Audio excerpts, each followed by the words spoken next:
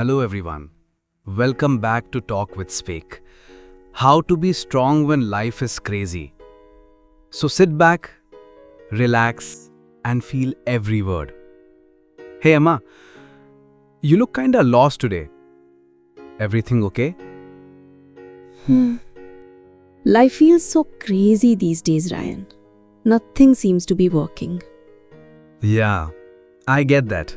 Sometimes life just throws storms at us to test how strong we are. But I'm tired, Ryan.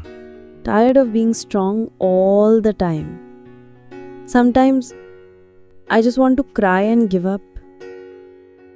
Hey, even the strongest waves need to rest on the shore, right? Yeah. You always know what to say, Ryan. Maybe because I've been through my own storms too. Listen, Emma. Being strong doesn't mean you never cry.